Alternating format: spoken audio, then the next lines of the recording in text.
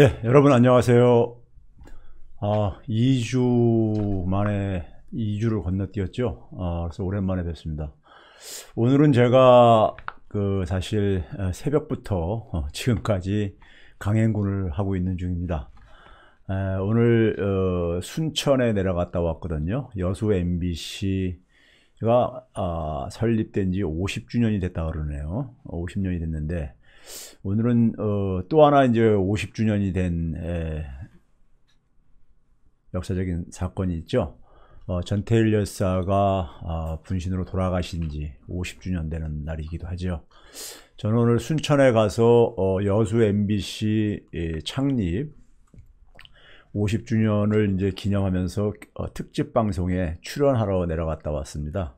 그래서 KTX 타고 내려갔다가 올라와서 바로 지금 최백은 TV 여러분들을 만나기 위해서 즐거운 마음으로 달려왔습니다. 몸은 피곤하더라도 여러분 만난다고 생각하니까 또 기운이 나가지고 이렇게 이 자리에 오게 되었습니다. 오늘 이제 좀 시간 전략하기 위해서요, 강의를 좀 하기 전에요. 강의하기 전에 이제 뭐 사실 정치 일정도 있고 그래서 이런 말도 나오는 것 같아요. 제 강의 내용을 진영 논리로 좀 해석하시는 분들이 있는 것 같아요. 제 강의 내용에서 특정 정치인, 뭐 여러분들 다들 아실 겁니다. 제가 예를 들어서 강의 내용 중에 지역화폐라든가 그 다음에 심지어 기본대출이라든가 이런 얘기를 했기 때문에 이재명 지사를 밀어주는 게 아니냐, 이재명 지사한테 줄을 서지 않았느냐, 이런 얘기들이 나오는데, 저는요 지금까지 제 자랑이 아니라 누구 정치인 뒤에서 줄 서는 성격이 못 됩니다. 정치인들이 저를 예를 들어서 삼고초려해서 업어가려고 하더라도 안 가는 사람입니다. 제가 공직이나 현실 정치를 그동안 안 한 이유가 있어요. 저희 아버님이 거의 혁명가처럼 살다가 돌아가셨어요. 64세 돌아가셨으니까는 참 일찍이 돌아가신 거죠. 저희 어머님이 저한테는 정치를 하지 말라고 남편을 그렇게 해가지고 일찍 떠나보내시다 보니까는 한이 맺히셨는지 저한테 정치하지 말라고 하고 있고요. 그리고 제 처도 정치하면은 자기랑 이혼하고 하라고 하는 입장입니다. 그래서 제가 무슨 이렇게 국회의원 한 자리 하려고 제가 누구 밑에 줄 서고 하는 그런 성격이 못 됩니다. 그리고 공직이라는 것이요, 여러분들이 생각할 때는 공직을 하면은 우리 사회 속에서는 소위 출세했다고 생각하는 사람들이 많이 있는데, 저는 그거 동의 못 해요. 공직이라는 것은 굉장히 사실 희생을 치러야 되는 겁니다. 제대로 하려면요. 그거 머리 아픈 일이고요. 제 개인의 행복을 굉장히 희생을 해야 되는 거예요. 근데 저는 지금 이렇게 자유로운 입장에서 대학 교수하면서 선생하면서 굉장히 삶을 사실 어떻게 보면은 행복하게 살고 있거든요. 근데 여러분들하고 이렇게 자유롭게 얘기도 할 수 있고요. 그렇죠? 근데 제가 공직에 들어가서 제 스스로 발목을 제가 묶어버리고 싶겠습니까? 그렇죠? 그래서 이런 얘기들은요, 제가 이제 소위 사회봉사활동을, 교수들은 사회봉사를 의무적으로 하게 되어 있습니다. 교육과 연구 더불어서요. 더군다나 저 같은 사회과학자들은 사회 현실이 항상 연구 대상이기 때문에요, 항상 거기에 대해서 관심을 가질 수밖에 없고 또 발언을 할 수밖에 없습니다. 그러다 보니까 그런 것들을 저는 넓은 의미에서 다 정치라고 생각합니다. 넓은 의미에서요. 단지 이제 현실 정치에 제가 뛰어들려고 했으면은 DJ 정부 때부터 제가 좀 사실은 권유를 받았어요. 근데 제가 안 갔습니다. 하기 싫다고 하면서요. 안 가고 그랬는데, 예를 들어서 지난번에 더불어시민당을 창당했을 때 제가 현실 정치에 뛰어들었잖아요. 그 당시에도 일부 사람들은요, 저한테 드디어 최 교수가 국회의원 한 자리 하려고 정당을 만들고 그런다, 이런 얘기 하더라고요. 근데 당시에 제가 더불어시민당 창당에 제가 뛰어든 이유는요, 깨시민들이 사실 등을 떠밀어 가지고 어쩔 수 없이 들어갔습니다. 그 다음에 제가 이제 더불어시민당 당대표 수락연설을 하면서 얘기한 거지만은요, 유튜브로도 이렇게 떠 있습니다. 더불어시민당 창당할 때 이제 당대표 수락연설을 한 것이요. 그때도 제가 뭐라 그랬냐면요. 제가 대학생 때, 대학교 다닐 때 스스로한테 다짐한 게 있어요. 대학생들이 당시에도 많은 데모를 하고 많은 거니까 희생을 치렀는데, 저는 그 당시에 좀 안타까웠던 게요. 사회적으로 굉장히 이 존경을 받고 영향력이 있는 어른들, 그 당시만 해도 사회에 어른들이 많이 있었습니다. 어른들이 먼저 그러니까는 앞에 나서서 그러니까는 발언도 하고 앞에 나서서 항의도 하고 그러면은 물론 그러다가 이제 잡혀갈 수도 있고 또 잡혀가서 고문도 당할 수 있겠죠. 근데 그런 분들이 만약에 잡혀가고 고문을 당하면요, 국민들 여론이 나빠지잖아요. 그렇죠? 그래서 그분들이 만약에 나서게 되면은 학생들의 피해가 굉장히 줄을 수 있을 텐데, 이런 생각을 했어요. 그래서 저는 개인적으로 그런 선생님들 만나면은 선생님들이 좀 앞장서가지고, 종교인들한테도 그랬습니다. 종교인들한테도 제가 그런 얘기하고 그랬었어요. 앞장서가지고 먼저 선생님들이 먼저 감옥에 갈 생각을 각오하고서는 앞에 나서시라고. 그래서 제가 이제 그 당시에요, 뭘 다짐했냐면은 내가 어른이 되면은 고통스러운 일들을 젊은 사람들한테 등 떠밀지 않겠다. 내가 제일 선두에 서겠다. 고통스러운 일을 제일 선두에 서겠다고 스스로한테 다짐을 했어요. 내가 어른이 되면 그렇게 살겠다고. 그래서 그걸 단지 이제 실천하는 차원 속에서도 이제 더불어시민당 창당할 때도 제가 당대표를 수락을 했었던 겁니다. 그리고 이제 그 사명을 다 완수했기 때문에 제가 바로 총선 끝나자마자 다 털고선 그냥 나왔습니다. 여러분들 알다시피요. 그렇죠? 제가 만약에 국회의원 한 자리 하려면은, 국회의원 한 자리 하려면 제가 못하라. 그 당시에도 어떤 분들은요, 최 교수 이번에 국회의원 한 자리 꼭 할 거다. 안 하면 자기 손에 장을 짓는다. 이런 얘기 한 사람들이 있어요. 근데 그 이후에 그분들 장도 안 짓더라고요.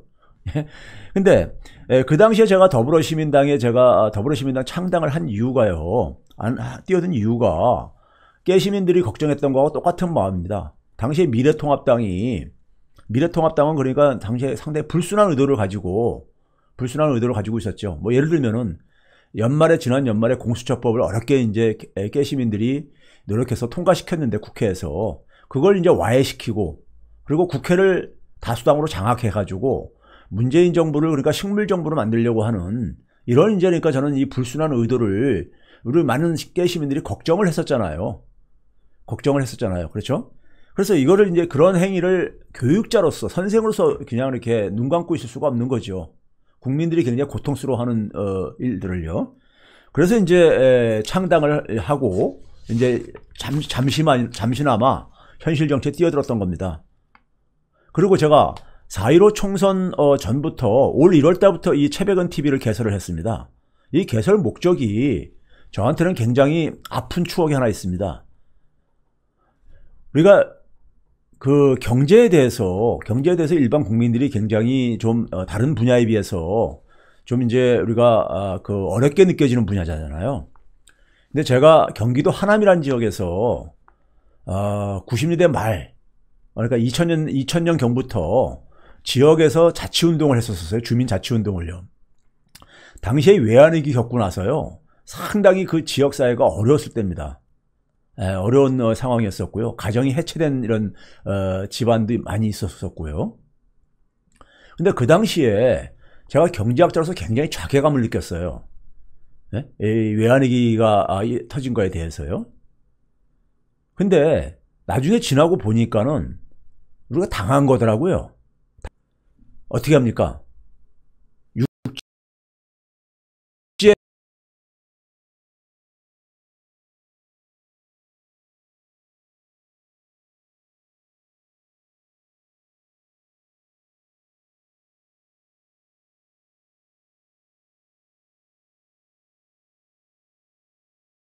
살고 있는 동물들은 이미 그러니까 막 저 높은 데로 대피하기 시작합니다. 우주신경이 있기 때문에 본능적으로 살기 위해서 대피를 합니다. 왜? 조금 있으면 쓰나미가 몰려온다는 걸 알기 때문에요. 근데 인간들은 그런 우주신경이 다 이제 약화됐잖아요. 예?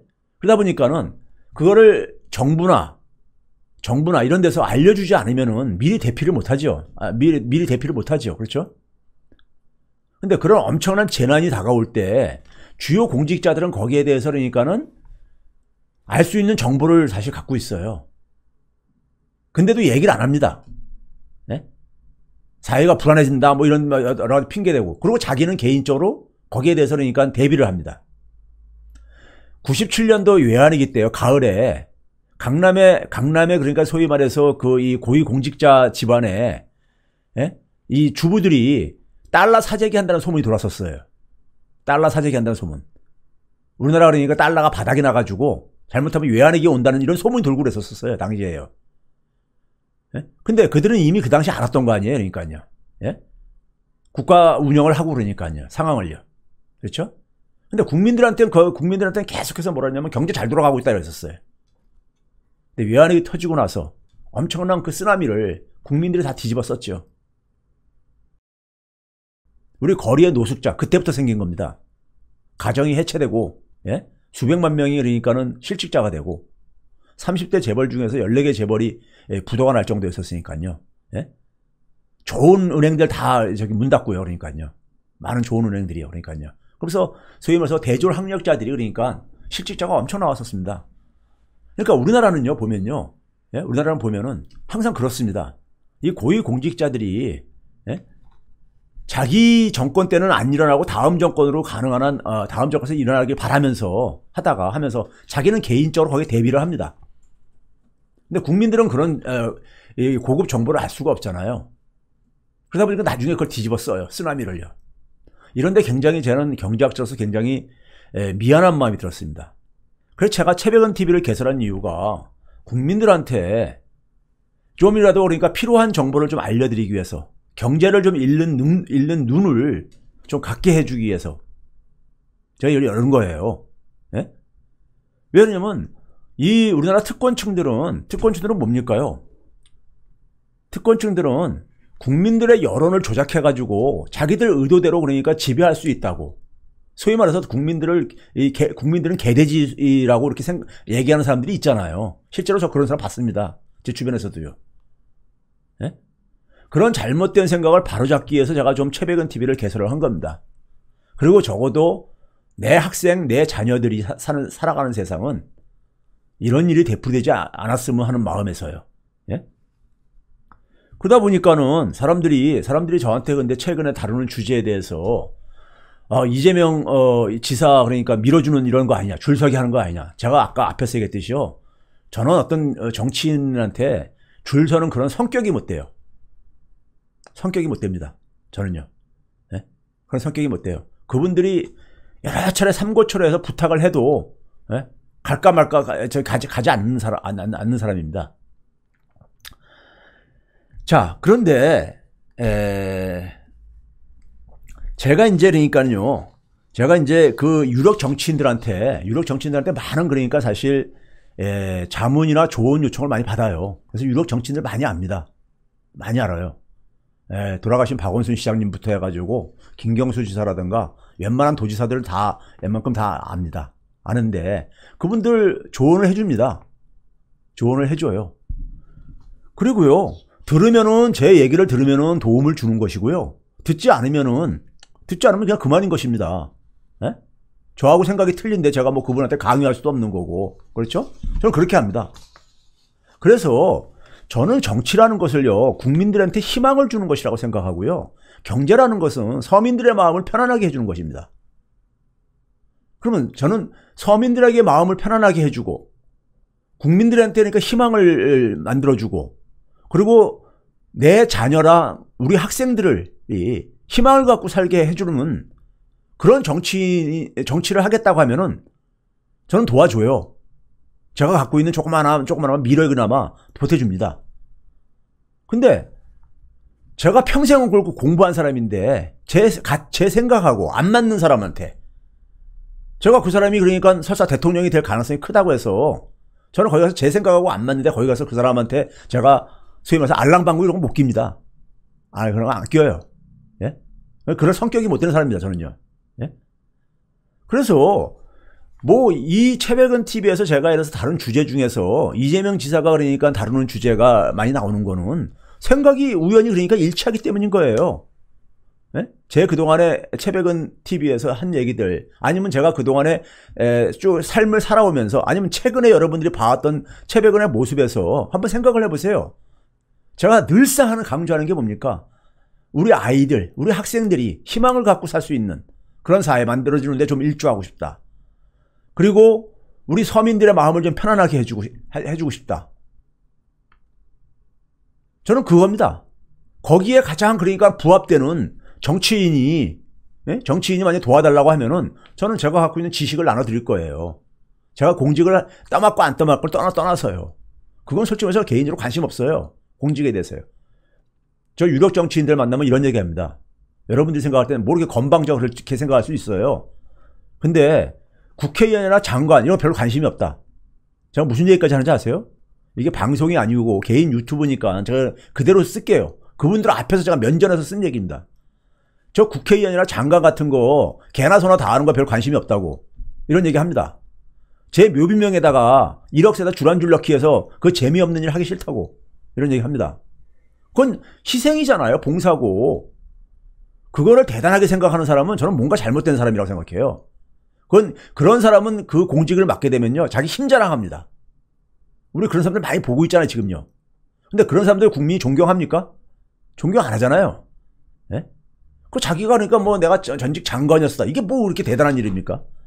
예? 내가 뭐 전직 국회의원이었다. 이거 대단한 거 아니잖아요. 저 별로 그런 거 매력을 못 느끼는 사람입니다.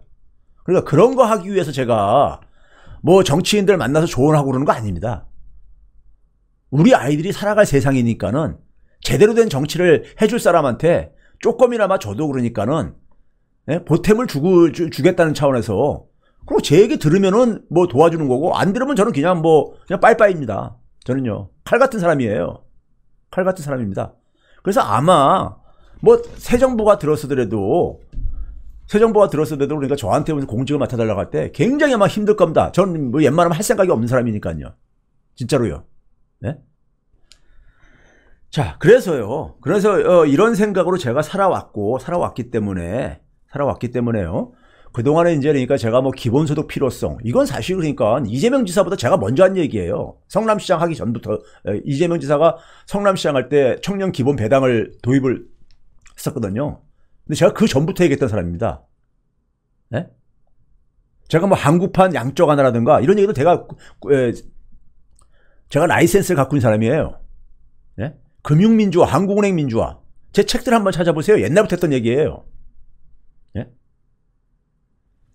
자, 그래서 그런 점에서 제가 그러니까는 여러분들 중에 이런 분들이 있더라고요.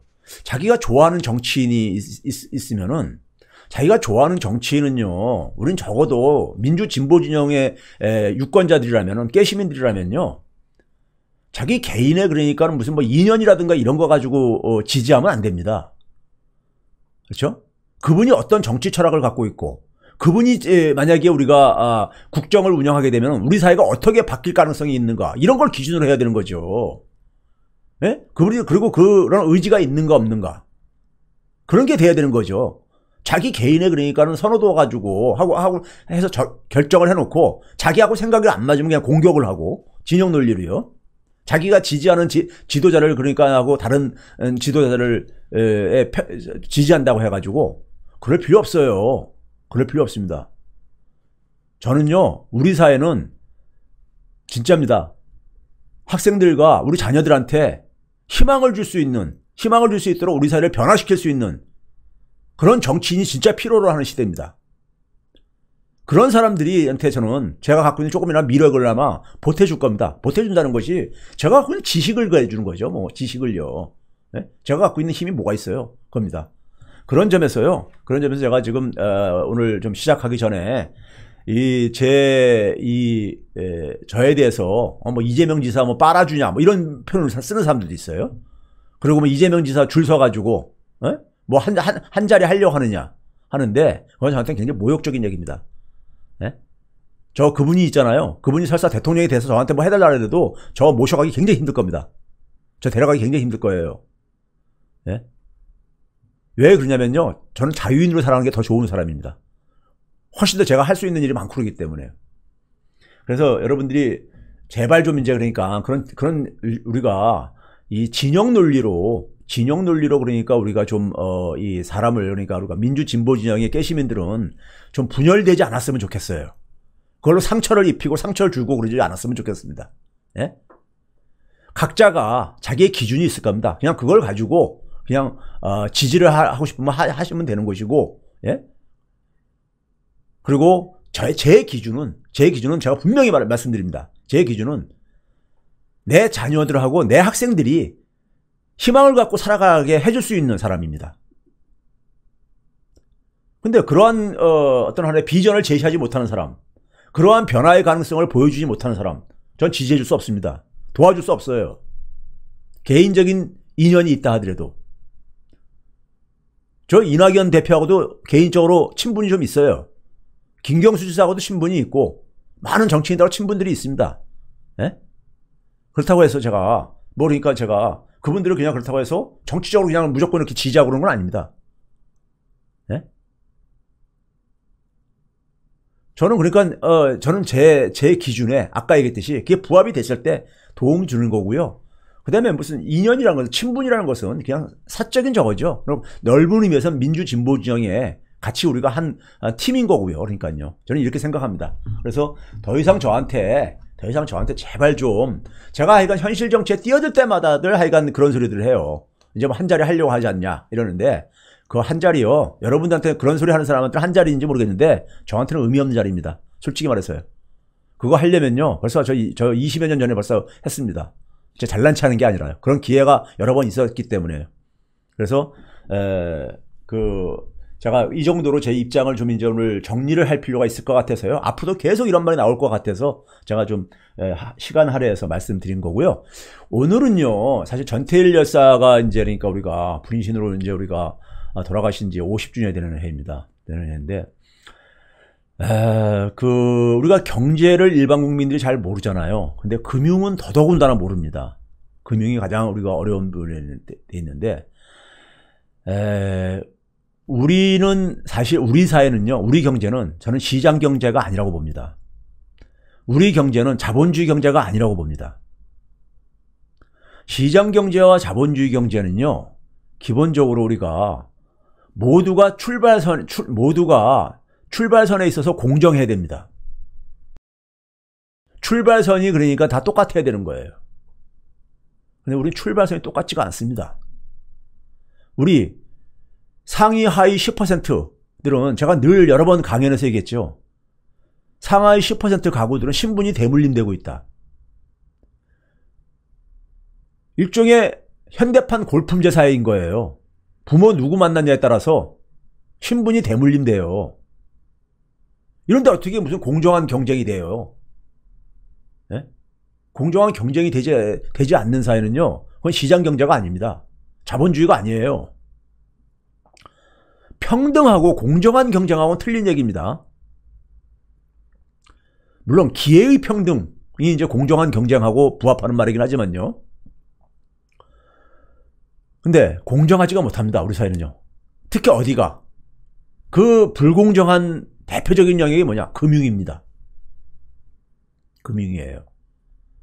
불공정 문제를, 구조적인 불공정 문제를 해결하지 않으면은 우리 이 신분의 대물림은요, 해결 안 됩니다.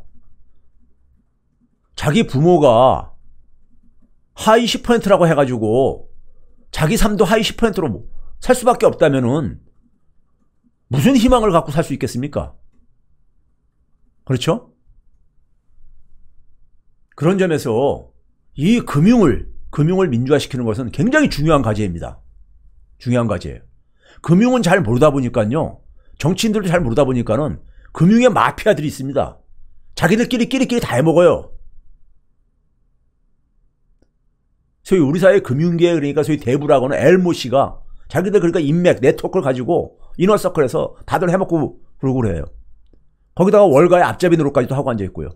이 사람들의 이 얘기에 대해서요, 제가 언젠가 소설 한번 쓰고 싶은데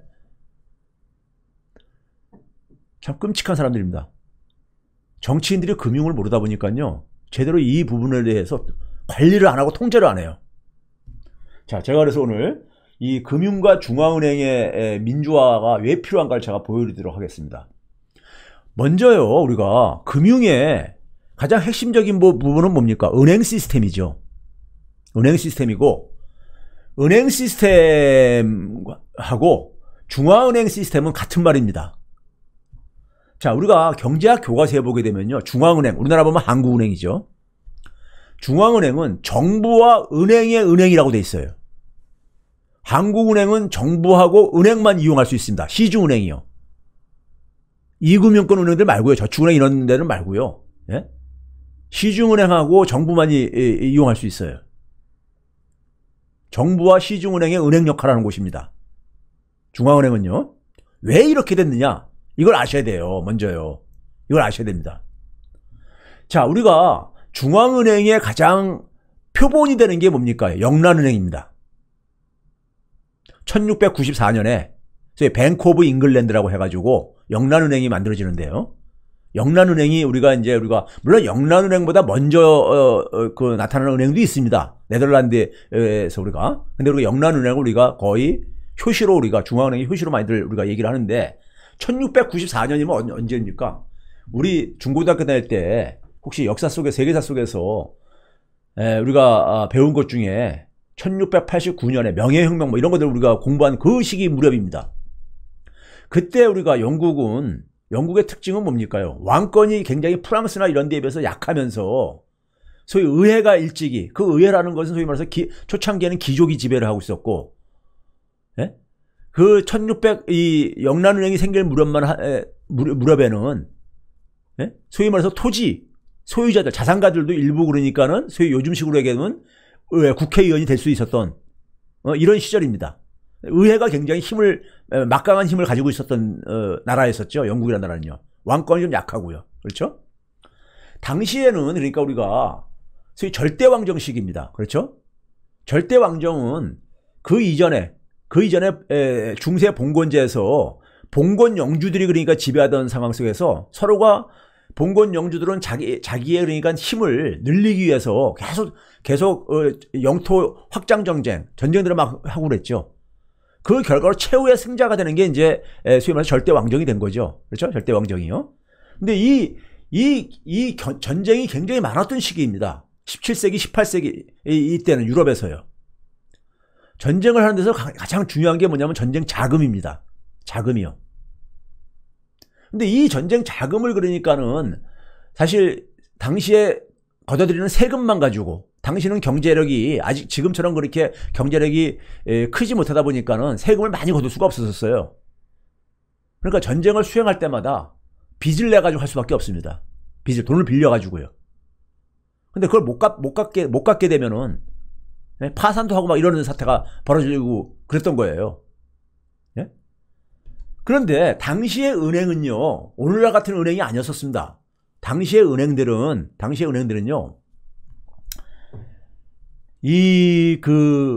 은행권을 각 은행별로 은행권을 발행합니다. 각 은행별로요. 우리가 국민은행이 자기합수표, 국민은행 자기합수표 발행하고 신한은행이 신한은행 자기합수표 발행하듯이 예? 이렇게 발행을 해요. 근데 그 발행하는 은행권은 그 은행이 보유하고 있는 금의 양만큼만 발행할 수 있었던 거예요. 그러니까 언제든지 그 은행권을 가져오면은 금으로 바꿔주겠다. 이런 신용 전제하에서 발행했던 겁니다. 했던 거예요. 그러다 보니까는 은행들 입장 속에서는 이걸 발행하는데 제한이 있었고요. 또 그 당시에 은행들은요, 고객이 예금을, 즉 돈을 맡기면은 이 돈을 가지고 대출을 할 수가 없었어요. 그건 일종의 횡령이었었습니다. 횡령. 고객이 맡긴 돈을 가지고 대출을 하고 돈놀이를 하면 횡령에 해당됐었어요. 그러니까 100% 그러니까 그 고객이 맡긴 돈을 돌려줄 수 있도록 돈을 보관하고 있었어요. 그래서 보관료를 대신 냈습니다. 이자를 받은 게 아니라 보관료를 고객들이 오히려 냈었어요. 은행에다가요. 이런 상황이었었어요. 이런 상황에서요, 이제 어떤 일이 일어나냐면요, 은행들은 금으로 뒷받침하지 않으면서도 은행권을 좀 많이 발행하고 싶은 거예요. 그래야지만 돈놀이를 할 수 있으니까요. 그렇죠? 반면에 왕은 전쟁을 수행하는데 전쟁 자금을 좀 그러니까 안정적으로 조달하고 싶은 거예요. 안정적으로 조달하고 싶은 겁니다. 이 두 개의 이해관계의 타협의 산물이 영란은행이라는 게 출범을 하게 됩니다. 영란은행이 만들어지는 계기예요. 자, 영국 런던에 금세공업자들, 네? 금세공업자들 중심으로 해가지고요. 영국 왕한테 이제 제안을 합니다. 영국 왕정이 빌려가는 돈을 그러니까 사실상 상환할, 영원히 그러니까는 우리가 상환할 필요가 없도록 해주겠다 이거예요. 영구 대출해주겠다 이거죠. 영구 대출이요. 영구 대출. 이런 쏠깃한 제안을 합니다. 영구 대출이요. 그러면 이제 그 대출금을 그러니까는 빌려주는 돈을 어떻게 마련해야 되겠습니까? 마찬가지로 은행도 왕한테 빌려주는 돈을 영구히 상환할 필요가 없는 돈을 자금을 조달해야 될 게 아니겠습니까? 그렇죠? 그래서 어떻게 하냐면요. 그 자금을 조달하기 위해서 주식을 발행합니다. 주식을요. 주식은 우리가 상환할 의무가 없는 돈이잖아요. 그렇죠? 시장에다 판매해가지고 자기 돈을 투자자는 해소할 수밖에 없는 거잖아요. 그렇죠? 주식을 발행을 해가지고 자금을 조달을 해요. 조달을 해가지고 그 돈을 왕한테 빌려주고 그 대신에 뭐냐면은 은행이 얻어간 건 뭐냐면요. 은행이 그렇다면은 그러니까 우리가 왕한테 일방적으로 혜택만 줄 수는 없잖아요. 그래서 무슨 혜택을 뜯어내냐면요. 은행은 자, 영국 왕이 걷어들이는 조세권 있잖아요. 조세권이요. 세금은 징수요. 이 세금 납부를 뭐냐면 바로 이 영란은행의 은행권으로만 납부하도록 이렇게 해줘요. 그러니까 사실상 법정화폐로 이제 그러니까 권한을 준 거죠. 이 돈으로만 영란은행이 발행하는 은행권으로만 세금을 납부하게 해줍니다. 그런 특혜를 줘요. 그러니까 자기들이 발행하는 은행권에 대해서 엄청난 신용을 확보하게 된 거죠. 신용을. 그렇죠? 거기에 이제 왕한테 빌려주는 돈은 주식 발행을 통해 가지고 자금을 주더라고요. 예? 자, 그래서 이러한 특성에서 뭐냐면 우리가 국가 채무가 제가 지난번에 한번 얘기했죠. 국가 채무는 민간 채무하고 성격이 다르다. 국가 채무는 사실상 원금을 상환할 의무가 없는 채무라고 제가 얘기를 했었죠. 여기서 기원하는 겁니다. 여기서 기원하는 거예요. 예? 영구 대출 성격으로 해주겠다고 이렇게 간 거란 말이에요. 예? 주식을 발행해서 자금을 조달을 하고요. 그래서 우리나라 한국은행 법을 보게 되면요, 실제로요, 75조 1항에 한국은행은 그러니까 정부한테 돈을 빌려주게 돼 있어요. 대출을 해주던 정부가 발행한 정부 채권을 인수를 하든 어떻게든 간에 돈을 빌려주게 돼 있고, 금리도 그러니까는 그냥 자기들 정해가지고 이론적으로는 제로금리로도 빌려줄 수 있는 거예요. 이렇게 돼 있어요. 한국은행 법이요. 예? 그러니까 사실상 영구히 상환할 필요가, 원금에 대해서 영구히 상환할 필요가 없다는 건 뭡니까? 이자만 상환하면 된다는 얘기예요. 이자만이요. 이자만. 근데 이자도 논리적으로는 0%에 빌려주게 할 수도 있다 이거예요. 예?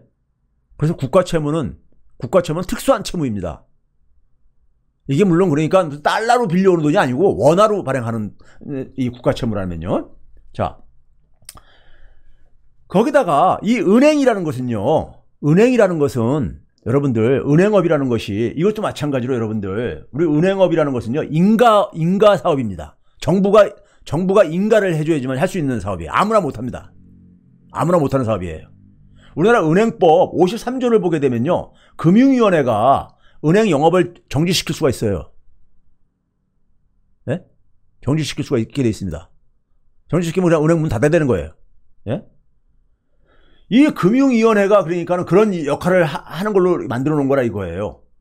그러면 우리가 이 은행이 갖고 있는 한번 특권들을 한번 봐보세요. 은행이 어떤 특권을 갖고 있냐면요. 아까 그랬잖아요. 중앙은행은 은행이다. 한국은행은 은행만이 이용할 수 있는 은행이라 이거예요. 정부하고 은행만이요. 중앙은행의 발권력을 이용할 수 있어요. 그런 특권을 갖고 있는 거예요. 지금 무슨 얘기입니까? 중앙은행이 돈을 빌려주면서 은행한테 대출해주면서 적용하는 금리, 기준금리라고 하죠. 그 기준금리가 가장 낮은 금리잖아요. 가장 낮은 금리를 이용할 수 있는 특혜를 가지고 있어요. 은행은요. 이거 엄청난 특혜입니다. 자금 조달 비용을 가장 낮은 금리로 이용할 수 있는 거예요. 땅 짓고 헤엄치기예요. 돈놀이 하는 데 속에서요. 그러니까 은행은 기본적으로요. 예?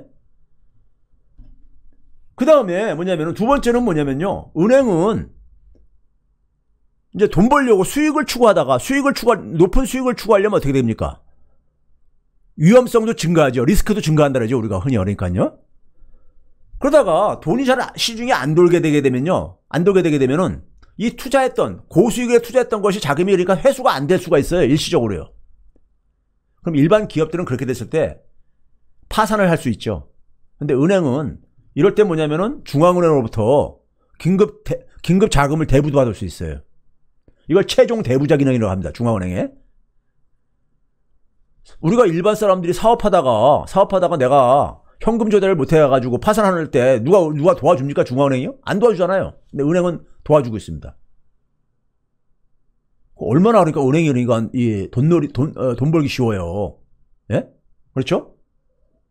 거기다가 우리가 은행들 같은 경우 보게 되면요, 우리가 은행이 어떤 특정 은행이 A라는 은행이 좀 부실화되고 있다 하게 되면 어떻게 됩니까요? 사람들이 예금을 다 인출하려고 하잖아요. 인출. 그렇죠? 돈을 빼내려고 하잖아요. 그럼 은행 파산하게 됩니다. 잘못하면요. 근데 그거를 막아주기 위해서 뭘 합니까? 예금 보장제, 예금 보험제를 우리가 운영하고 있잖아요. 그렇죠? 보험료 몇 푼 내고, 예? 이걸 그러니까 은행이 망하더라도, 은행이 문 닫더라도 예금 보험공사라는 데에서 대신 그러니까 고객들한테 우리 개인당 한 구자당 5천만 원씩 1인당 5천만 원씩 예금 보험 해주고 있잖아요. 은행에서 자금이 그러니까 갑자기 인출되는 걸 막아주는 역할까지 해주고 있어요. 네? 이거 엄청난 특혜입니다. 이런 민간은행들이 이거 다 주식회사인데, 네? 얘네들 돈 벌면은 누가 왔습니까? 주주들이 날아가는 건데 왜 이런 특혜를 줘야 되는 거예요, 은행들한테요? 왜 이런 특혜를 줘야 되는 거냐고요? 그렇죠? 자, 이 은행자본들이 그러니까는 그 이익을 실현하기 위해서 만든 게 바로 뭐냐? 이게 중앙은행인 거예요. 중앙은행. 네? 그래서 은행 시스템하고 중앙은행 시스템은 똑같은 얘기다. 이렇게 보면 되는 거예요. 자, 그 다음에요. 이 은행들은 우리가 흔히 대마불사라고 하죠. 우리나라 재벌들과 얘기할 때. 즉, 대마불사라는 게 뭡니까? 큰 말은 절대 죽지 않는다. 이런 얘기잖아요. 삼성전자 절대 그러니까는 망하게 안 둔다는 얘기예요. 삼성전자가 망하게 되면은 나라 경제가 다 주저앉기 때문에 뭐 이런 식의 저걸로 해서 인질로 잡혀있다 이거죠. 은행들도요. 대형화를 추구합니다. 대형화. 그래서 인수합병들 많이 하잖아요. 통폐합도 많이 하고요. 그렇죠? 대형화를 몸집 키우기를 많이 해요. 몸집을 키우면은 작은 은행들은 사업하다가 만약에 이게 지급 불능 상태가 되면 파산도 시킵니다. 별로 영향이 크지 않기 때문에. 대형은행이 파산한 염려가 있으면 절대 파산 안 시켜요. 미국이 금융위기 때 지방에 있는 소형은행들은 수천 개를 다 파산시켰어요. 근데 시티뱅크라든가 이런 것들 파산 안 시키잖아요. 예? 구제금융 주입해가지고. 그러니까 은행들이 뭐냐면 의도적으로 몸집을 키웁니다. 그래야지만 자기들은 절대 수익 추구를 하는 사업을 하다가 부실화가 되고, 예? 부실화가 되고 파산 위기에 직면해도 파산 안 시킨다 이거예요. 정부가 살려줄 거라 이거예요. 그래서 대형화를 추구하는 겁니다. 그 대형화를 추구하게 되면요. 저 대형은행은 절대 파산이 안 된다는 이런 시장의 믿음이 있다 보니까는 신용등급도 굉장히 높게 평가받아요. 그러다 보니까요. 신용등급이 높게 평가받게 되면은 자연히 자금 조달 비용도 낮아질 수밖에 없어요. 이런 또 특혜도 받아요. 예? 자본의 규모에 따라서 그러니까는 특혜도 또 비례합니다. 제 책을 좀 보시라고 광고를 하나 줬습니다. 예? 책도 좀 꼭 좀 한번 봐보세요. 자, 우리가 이 영란은행을 한번 우리가 살펴봅시다. 영란은행 뱅크 오브 잉글랜드라고 하죠. 영란은행이요. 자, 아까 얘기했듯이 우리가 서양은 우리가 유럽은 기본적으로 로마법의 전통에 따르고 있잖아요. 예금자의 권리는요, 이건 기본적으로 물건에 대한 권리이기 때문에 절대 그러니까는 고객의 예금을 다른 사람이 갖다가 쓸 수가 없게 돼 있어요. 횡령입니다. 그래서 당시에는 로마법 하에서는 고객이 맡긴 예금을 100% 보관하고 있어야 됐었어요. 그와 돈놀이 못하게 해놨었습니다.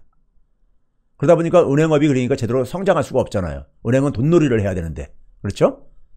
그렇죠? 그래서 아까 소위 말해서 이 뭡니까요?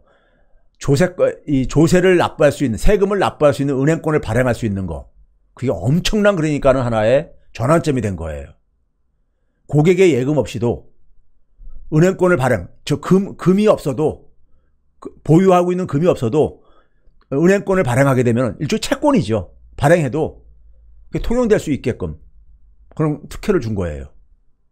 자, 이 영란은행은 우리가 아까 얘기했듯이 이 런던에 있는 금세공업자들이 해서 만든 건데요.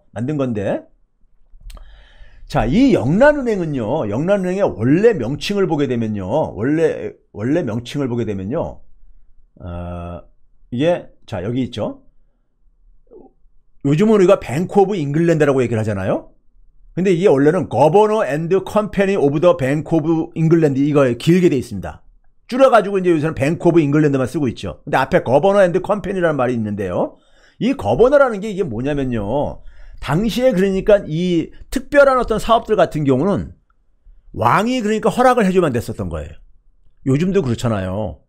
우리가 그 1990년대 김영삼 정부 때 이동통신 사업자를 결정할 때 정부가 그러니까 선정을 했습니다. 3개. KT, LG, 그 다음에 SKT 이 3개를요. 그 통신 사업을 하고 싶다고 모든 기업이 다 할 수 있는 사업이 아니듯이 이렇게 정부가 이제 그러니까 허락해주는 업체만을 할 수 있게 했듯이요. 전통적으로도 많은 주요한 사업들은 왕한테 그러니까 허락을 받아야 되는 거였었어요. 왕한테. 그게 소위 말해서 로얄 차터라고 해가지고 이게 뭡니까? 우리말로 칙거장이죠. 왕의 그러니까 칙령을 통해서 왕이 그러니까는 허락해준 어떤 하나의 이런 이제 우리가 이 문서라는 것이죠. 그렇죠? 그래서 지금도 여러분들 은행들에 보게 되면은 차터라는 말이 들어가 있는 은행들이 있죠. 대표적으로 SC은행, 스탠다드 차터드죠. 영국에 있는 은행이요. 우리 SC제일은행이 줄여가지고 SC은행이라고 하고 있잖아요. 자, 이 영란은행을 만들 때 아까 소개했듯이요. 당시 돈 120만 파운드를 그러니까 왕한테 빌려줬습니다. 지금 이 120만 파운드가 현재 돈으로 한 1억 5천만 파운드 되는 거예요. 이걸 빌려줬어요. 빌려주고 이 돈을 마련하기 위해서 주식을 발행하는데 이 주식에 투자한 사람이 한 120명 이상이 됐었어요. 이 사람들이 뱅크 오브 잉글랜드의 저 주식회사 은행이 처음 출연하는 계기가 됐던 거예요. 주식회사 은행이. 그게 오늘날 영란은행의 출발입니다. 예? 그리고 얘네들이 발행하는 은행권을 가지고 은행권으로만 세금을 납부할 수 있는 권한을 특혜를 준 거예요. 예? 그러니까 은행 자본하고 국가의 왕의 이해관계가 서로가 타협점이 이루어지면서 만들어진 게 중앙은행이라 이거예요. 중앙은행이에요. 예? 그래서 국가가 엄청난 특혜를 받은 거예요. 어떤 특혜요? 자기 원금을 상환할 필요가 없게끔 해준 거예요. 영구 대출로. 이걸 왕은 얻어내고 반면에 은행들은 자기들 그러니까 금 보유와 관계없이 은행권을 발행할 수 있게 이걸 해준 거죠. 서로가 주고받은 거예요. 주고받은 거라고. 자, 그런데 이런 상태 속에서 이제 이 영국의 왕은 전쟁 자금을 굉장히 다른 프랑스라든가 유럽에 있는 이 절대 왕정보다 쉽게 전쟁 자금을 조달할 수 있게 된 거예요. 그게 영국이 유럽에서 재패를 하게 된 하나의 원인이 됩니다. 이 금융제도가요. 이 금융제도가. 그런데 초기 이 영란은행의 역사는 그대로 하고요. 그랬는데 이 영란은행이 그러다 보니까 이게 민간은행이잖아요, 지금요. 중앙은행이 지금까지 얘기했듯이요. 그렇죠? 이게 중앙은행인데 이 영란은행을 우리가 유럽에 있는 많은 중앙은행들이 국가 금융기관으로 변하게 된 게 언젠지 아세요? 영란은행이 국유화된 게 1946년입니다. 2차 세계대전 끝나고 나서 노동당이 집권하면서 영란은행을 국유화시켜요. 중앙은행이 굉장히 중요한 기능을 하고 있는데 이거를 그러니까 민간은행들 영역으로 남겨둘 수가 없다 해가지고 국유화시키게 되고요. 그 무렵에 다른 유럽 국가들에서도 중앙은행들을 다 국유화시킵니다. 그 이전까지는 은행 자본의 하나의 대리인이었어요. 중앙은행들은요. 민간은행들이에요. 민간은행들의 이익을 실현해주기 위해서 만든 하나의 금융 시스템이었다고요. 그런데 그러다 보니까는 이제 우리가 중앙은행이라는 것이 아까도 얘기했듯이 중앙은행이라는 것은요. 중앙은행과 그다음에 이 은행 시스템이라는 것은 국가가 만들어낸 창조물이라 이거예요. 오늘날 이것은요. 근데 그 당시만 하더라도 국가라는 것은 왕과 귀족이 지배할 때였었죠. 근데 지금은 우리가 민주공화국이잖아요. 민주공화국에서 국가의 주인은 국민들이잖아요. 그러면 중앙은행 시스템과 은행 시스템도 당연히 민주적인 통제가 있어야 되는 거잖아요. 그런데 여전히 과거 귀족들이 지배하고 대규모 자본가들이 지배하던 그 은행 시스템의 유죄가 그대로 남아있다 이거예요. 그대로 남아있어요. 예? 은행 자본들의 특혜는 그대로 남아있고 그 다음에 그 은행 시스템을 이용할 수 있는 것은 모두에게 허용되는 게 아니잖아요. 예? 그렇죠? 신용 등급이 낮은 사람들 은행 시스템에 접근하기 힘들잖아요. 접근하더라도 굉장히 고금리로 접근을 해야 되고요. 근데 은행들이 기본적으로 사업할 수 있는 출발점은 어디냐? 중앙은행의 발권력이에요. 여러분 한국은행에서 찍어내는 돈은 모든 국민한테 이익이 분배가 돼야 되는 거 아닙니까? 예? 한국은행의 발권력, 돈을 찍어내는 것은 모든 국민이 똑같이 그 혜택을 누릴 권리가 있는 거 아니냐고요. 그런데 현실은 그렇지가 않습니다. 중앙은행이 찍어내는 돈을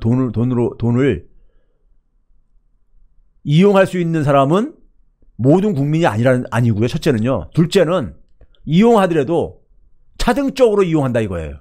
차별적으로 이용한다 이거예요. 재벌기업이 중소기업보다 더 유리하게 이용을 하고 고소득자나 고액자산가가 저소득자보다 훨씬 더 유리하게 이용을 하고 있다 이겁니다. 그러면 그 중앙은행이라는 것이 국가가 만들어낸 국가의 창조물인데, 예? 그런데 그것을 모든 국민이 똑같이 누리지 못한다면은 그건 민주적으로 그러니까 운영되는 게 아니잖아요. 중앙은행이. 그렇죠? 자, 실제로 보게 되면요. 2분기 기준으로 해요. 올해 2분기 기준으로 신용대출로 나간 금액이요. 한 673조 원이 됩니다. 엄청난 돈이죠. 이 중에서요. 242조 원 정도만 제외하고 나머지는 다 431조 원은요. 시중은행 밖에서 대출이 이루어진 겁니다. 즉 신용대출 중에서 60% 정도는요. 제2금융권, 제3금융권 이런 데서 이루어진 거라 이거예요.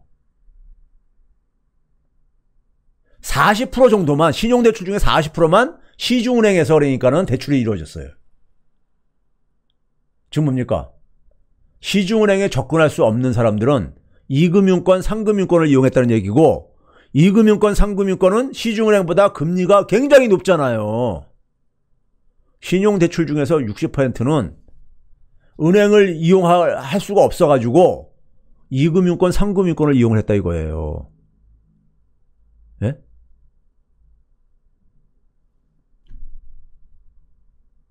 그러면은 2금융권, 3금융권 이용하는 사람들이 1금융권, 시중은행을 이용하고 싶지 않아서 안 이용한 겁니까? 아니죠. 이용할 수 없어서 못한 거잖아요. 은행들은 기본적으로 중앙은행으로 인해 가지고 자기들이 돈벌이를 하면서 중앙은행은 말로는 그러니까 우리가 모든 국민을 위해서 존재한다고 하면서 현실적으로는 많은 사람들은 소외시키고 있다 이거예요. 소외시키고 있다 이겁니다. 자, 이거 봐보세요. 우리 개인신용 등급 체계가 이제 앞으로 점수로 바뀐다고 하지만은 바뀌어도 뭐 점수로 바뀌어도 똑같습니다. 등급으로 있느나 사실상 7등급 이하는 뭐 심지어는 6등급, 7등급 이하는요. 사실상 뭐냐면 은행을 접근 못합니다. 은행 접근 못해요. 제가 지난번에 그랬잖아요. 신용 등급이 인간 등급이라고.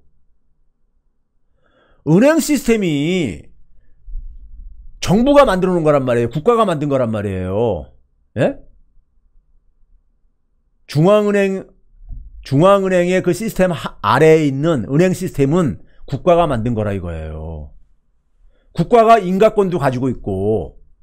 그런데 7등급 이하 국민들은 은행을 이용을 못해요. 은행에 물론 계좌는 만들 수 있죠. 근데 대출을 못 받는다 이거예요. 아니, 국가가 만든 제도, 국가가 만든 기관을 왜 모든 국민이 이용을 못해야 되는 겁니까? 그게 정상적인 겁니까? 자연스러운 겁니까? 예? 우리가 어떤 사람은 그러니까 은행을 이용하고 어떤 사람은 은행을 이용 못할 때 이건 뭡니까? 출발선에 불공정한 거잖아요. 그렇죠?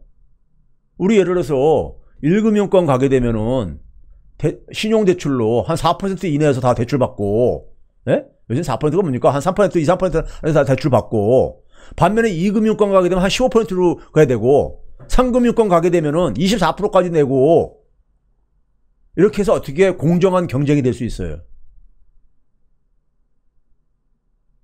처음 출발선이 다 다른 거예요. 예?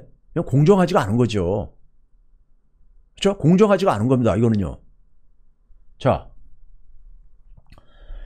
저신용 등급자들이 우리가 이 6등급 이하가 뭐냐면 911만 명이나 됩니다.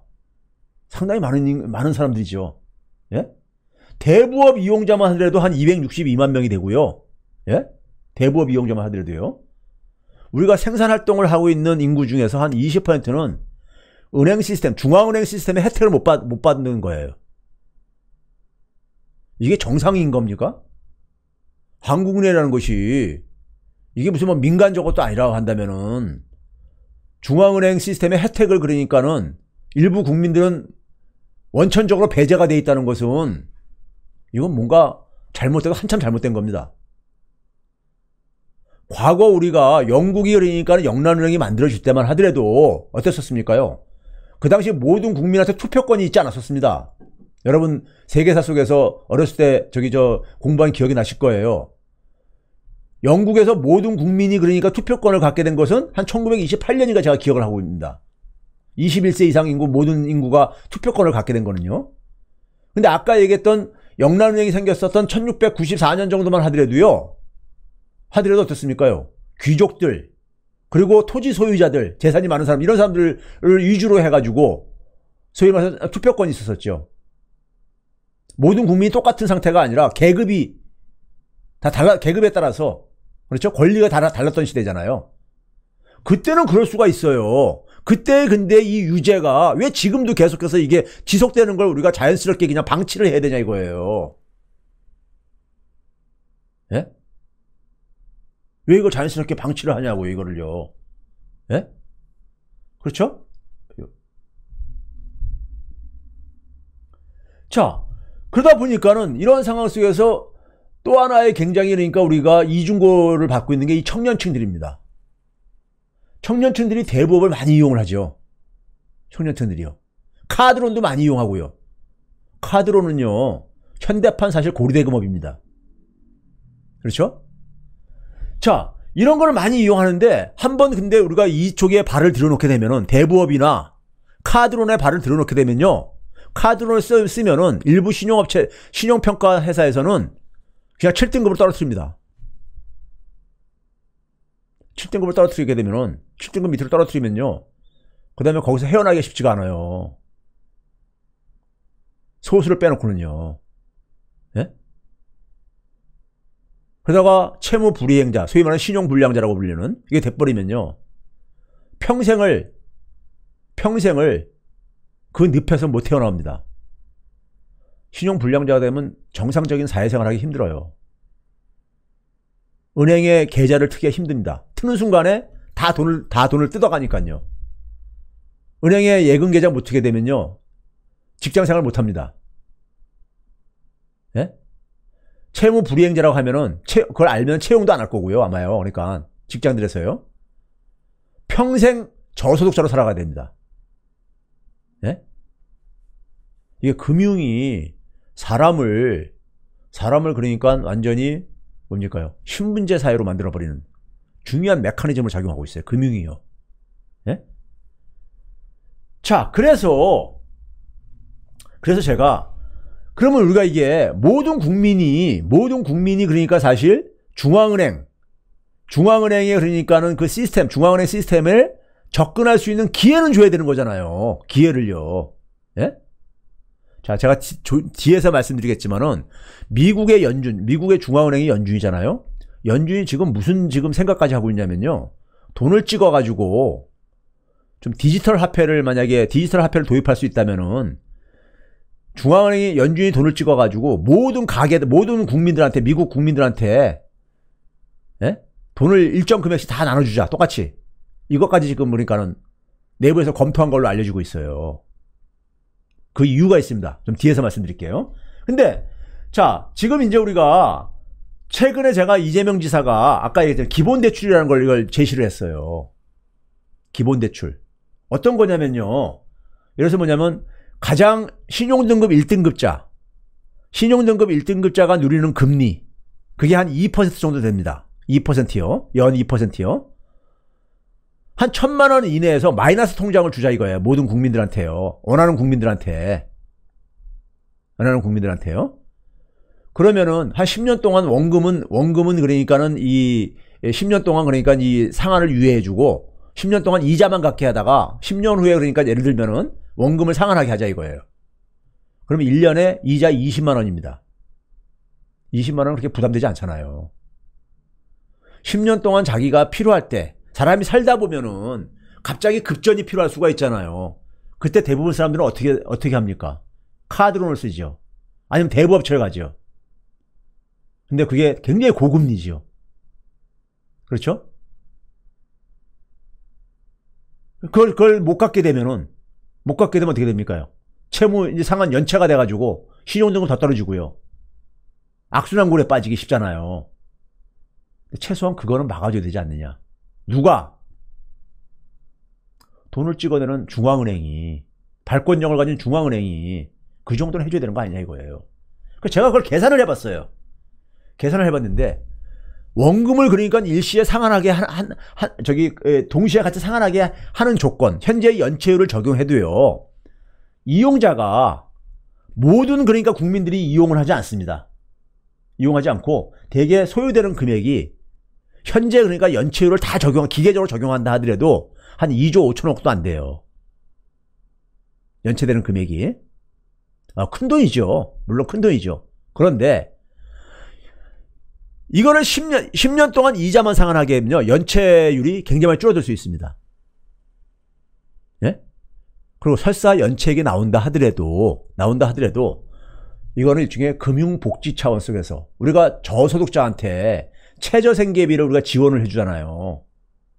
예? 빈곤층한테요. 금융은 왜 그런 금융복지가 없어야 되는 겁니까?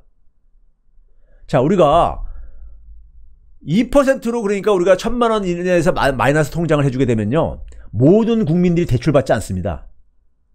즉 1등급 신용자들은 자기는 이걸 쓰나, 마이너스 통장을 쓰나, 아니면 은행에서 대출받아 똑같으니까 안 쓸 거고요.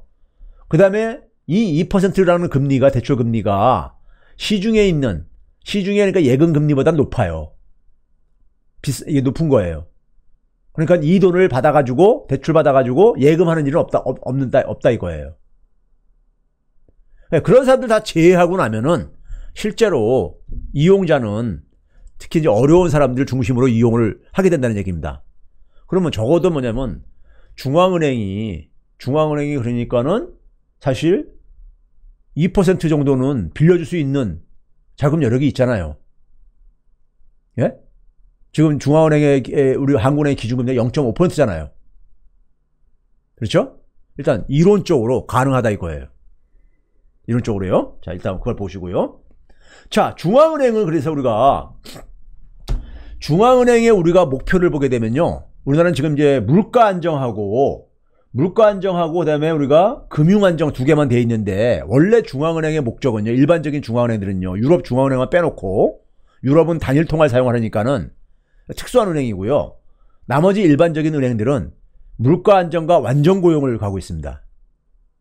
물가 안정과 안정 고용을요. 우리나라도 지금 이제 국회에서 일부 국회의원들이 완전 고용도 이제 그러니까는 한국은행의 목표로 집어유치하고 지금 입법 발의하는 걸로 제가 들었는데 그랬는데 중앙은행의 목표가 완전 고용을 해야 되는 이유가 있습니다.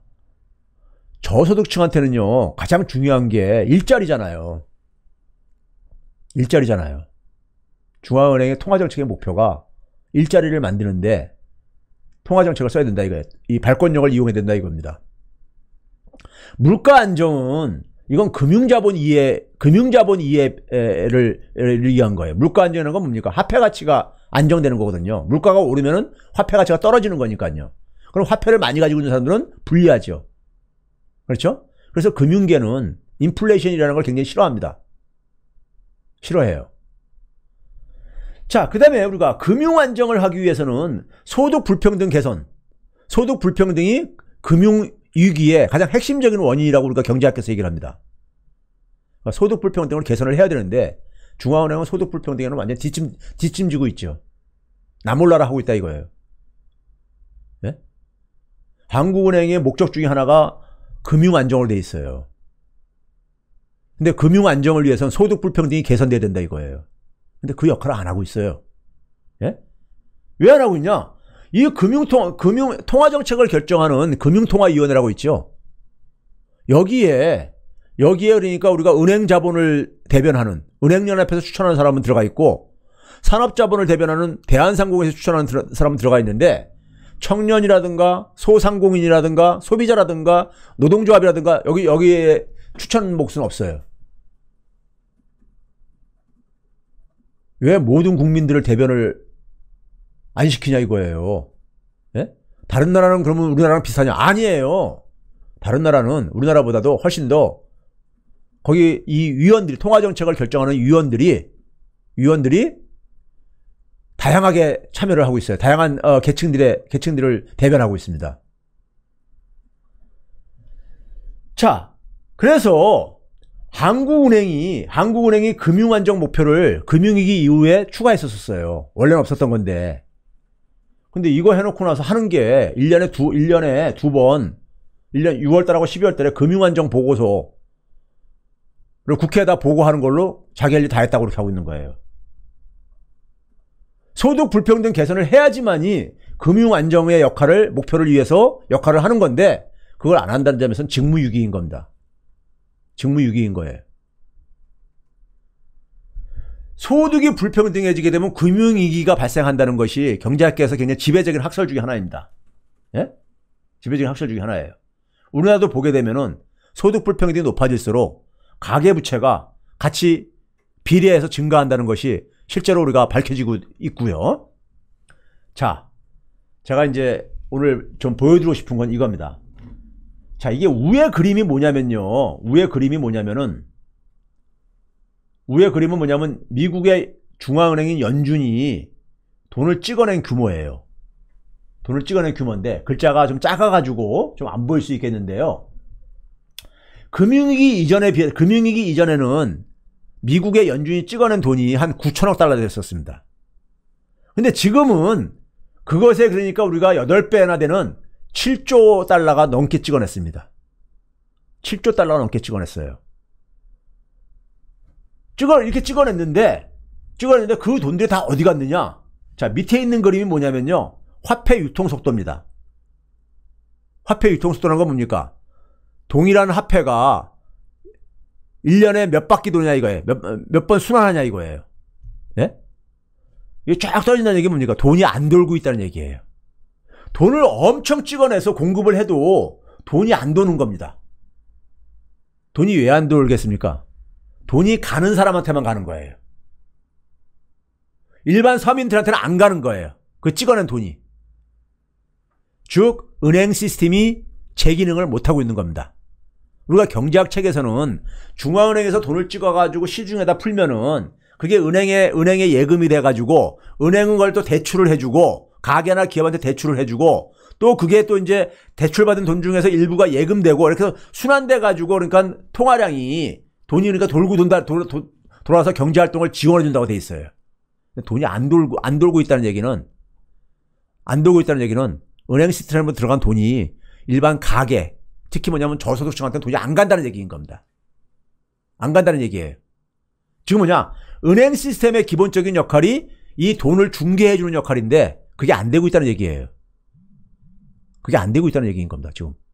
그럼 은행 시스템이 사실상 기능이 지금 그러니까 기능이 완전히 약화 내지는 붕괴됐다는 얘기인 겁니다. 미국이 이렇고요. 자, 이게 뭐냐면은 미국과 유럽과 일본인데 미국과 유럽은 왼쪽이고요. 수치가. 일본은 오른쪽인데 일본의 유통 속도는요. 90년대부터 이미 1 밑으로 떨어졌어요. 계속 떨어지고 있잖아요. 돈을 계속 찍어대는데 돈이 안 도는 거예요. 돈이 안 도는 거예요. 왜 안 도는 거냐? 일반 서민들한테 돈이 가게 되면 안 될 수가 없잖아요. 자기 들어온 돈을 가지고 소비하고 하게 되면은 자영업자한테 또 수입이 들어오고 이게 돈이 돌고 돌잖아요. 근데 이 돈이 고소득자한테 들어가 보세요. 그럼 이 사람들은 되게 어떻게 합니까? 다 저축을 해버려요. 그렇죠? 그러니까 돈이 안 도는 거예요. 그래서 아까 제가 얘기했잖아요. 미국 연준이 무슨 생각까지 하고 앉아있냐? 돈을 이렇게 엄청나게 찍어도 돈이 안 도니까는 디지털 화폐를 도입을 해가지고 돈을 찍어가지고 그러니까 각 가게별로 다 돈을 이렇게 나눠주자. 각 국민들별로. 이 생각까지 하고 있는 거예요. 네? 물가도 안 오르고 돈이 안 도니까 물가도 안 오르고. 자, 근데요. 자, 이게 지금 일본 한번 봐보세요. 일본이 그렇게 해서 어떻게 얼마나 끔찍한 상황이 지금 오고 있냐면요. 일본이 올해 그러니까 2분기에 그러니까 GDP가 얼마예요? 여기 505조 3,918억 엔인데 이게 1995년 1분기보다 더 낮은 수준입니다. 그러니까 95년 수준으로 돌아갔어요. 돈을 얼마 찍어냈냐면은 돈은 620조 엔을 찍어냈는데, 예? 그래도 620조 엔 이상을 찍어냈는데, 돈이 안 돌다 보니까는, 돈이 안 도는 거예요. 그러니까 1995년 수준으로 돌아가 있는 거예요, 지금요. 예? 자, 한국 봐보세요. 한국도 쫙 떨어지다가 외환위기 이후부터 1 밑으로 떨어졌습니다. 화폐 유통 속도가요. 지금까지 계속 1 밑에서 이렇게 떨어지고 있죠. 우리나라도 돈이 안 돌고 있는 겁니다. 돈이 안 돌아요. 예? 돈이 안 돌고 있습니다. 그 돈이 안 돌고 있다는 얘기는 뭡니까? 중앙은행은 돈을 공급했는데 그게 시중은행을 통해서 이게 돈이 돌고 돌아야 되는데 가게랑 기업 해서 돌고 돌아야 되는데 이게 안 된다는 얘기는 뭡니까? 돈이 그러니까는 소수한테만 이게 간다는 얘기예요. 그 소수가 누구냐? 고소득자들. 고소득자한테 돈이 들어오면 어떻게 됩니까? 우리가 일반적인 사람들은 돈이 들어오게 되면은 일부는 소비를 하고 대부분은 소비를 하고 일부 저축을 하고 그러잖아요. 그렇죠? 근데 고소득자한테 돈이 들어오면 어떻게 됩니까? 고소득자는 이미 돈이 쓸 만큼은 충분히 있는 사람이다 보니까 그 돈이 들어와도 대부분 다 저축이 돼버립니다. 그 돈이 안 돌죠. 그리고 그 돈이 되게 어디로 갑니까 또? 주식시장이나 부동산 시장으로 가죠. 그래서요. 실질적으로 시티은행에 그러니까는 이 한스 로렌젠이 이런 분석을 해가지고 내놨어요. 첫 번째는 뭐냐면은 이 영어로 된 걸 제가 밑에 파란색으로 한글로 번역해놨는데 중앙은행이 그러니까는 엄청난 양의 값싼 현금을 세계 경제에 투입을 했는데 그렇게 투입된 현금이 주가만 부풀리고 있다 이거예요. 주가만 부풀리고 있다 이거예요. 이 주가가 올라감으로써 수혜자는 누구냐? 부자들이라 이거예요. 예? 이들은 그리고 이 돈을 가지고 이렇게 벌어들인 돈을 가지고 소비보다는 저축을 한다 이거예요. 소비가 안 되니까는 경제가 안 살아나죠. 경제가 안 살아나니까는 일자리가 안 증가하고 임금도 안 증가하죠. 그래서 임금에는 돈을 이렇게 찍어내도 임금에는 별 영향이 없는 이유가 그거다 이거예요. 예? 지금 무슨 얘기입니까? 은행 시스템이 이미 그러니까 그 기능을 상실한 지가 오래돼 버린 거예요. 기능을요? 상실한 지 오래된 거예요. 은행 시스템이 쉽게 얘기해서 부자들을 위해서만 작동하고 앉아 있는 거예요. 쉽게 얘기하면요. 부자들을 위해서만. 자, 우리가요 경제학 책에 보게 되면은 금융 시스템이 해야 되는 그러니까 가장 공공적인 일, 존재 이유가 뭐냐?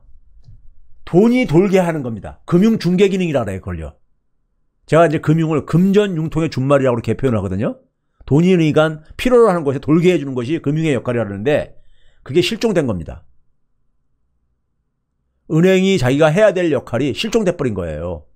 현실적으로. 그런데도 학교에서는 금융을 전공하신 분들은 그냥 기계적으로 은행은 이런 역할을 한다. 금융중개 기능 역할을 한다. 떠들고 앉아있는 거예요. 현실은 이 기능은 이미 실종돼 버렸는데. 예? 오로지 은행은 그러고 나서 뭐 하느냐? 수익성 추구만 하죠. 수익성 추구. 예? 돈벌이만.